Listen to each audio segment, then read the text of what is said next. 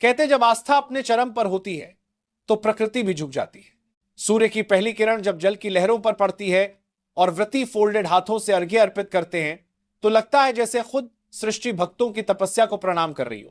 यही है छठ महापर्व का चमत्कार। लेकिन दोस्तों, आगे बढ़ने से पहले एक बात दिल से कहनी है। आप सभी हमारे वीडियो तो ध्यान से देखते हैं, लेकिन सब्सक्राइब का बटन दबाना भूल जाते हैं और वीडियो को आखिर तक नहीं देखते। तो इस बार एक वादा कीजिए, वीडियो को अंत तक जरूर देखिए, चैनल को सब्सक्राइब करिए और कमेंट में बताइए कि आप किस शहर से देख रहे हैं और यह वीडियो अब तक कहां तक पहुंच चुकी है, ताकि हमें पता चले कि हमारी आवाज कितनी दूर तक गूंज रही है। कहा जाता है कि जब प्रभु श्री राम और माता सीता 14 वर्ष का वनवास पूरा कर अयोध्या लौटे, तब रावण वध के पाप से मुक्ति पाने के लिए उन्होंने राज सूर्य यज्ञ करने का निर्णय लिया।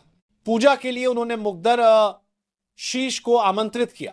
मुग्धर हाशी ने माता सीता पर गंगा जल छिड़ककर उन्हें पवित्र किया और कार्तिक माह के शुक्ल पक्ष की षष्ठी तिथि को सूर्यदेव की उपासना करने का आदेश दिया।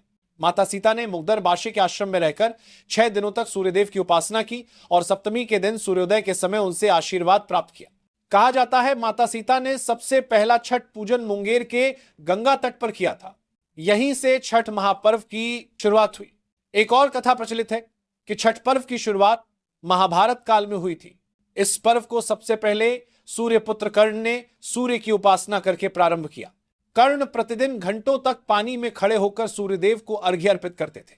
सूर्य की कृपा से ही वे महान योद्धा बने और आज भी छठ में अर्घ्य देने की परंपरा उसी साधना की प्रतीक मानी जाती है।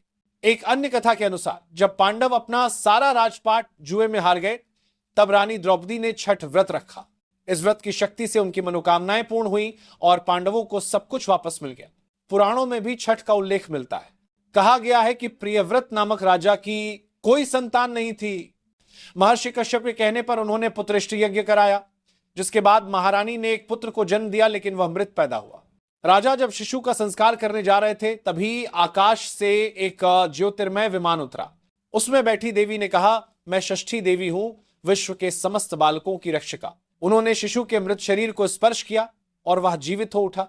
इसके बाद राजा ने अपने राज्य में छठ पर्व मनाने की घोषणा की। अगर वैज्ञानिक दृष्टि से देखें तो षष्ठी तिथि के दिन सूर्य की पराबैंगनी किरणें धरती पर विशेष मात्रा में आती हैं। ये किरणें वायुमंडल से छनकर शरीर के लिए लाभदायक बन जाती है। इसलिए इस दिन सूर्योपासना से शरीर को ऊर्जा, आरोग्य और मानसिक शांति मिलती है।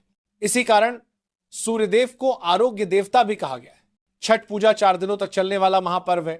पहला दिन होता है नहाया खाया व्रती घर की सफाई करते हैं।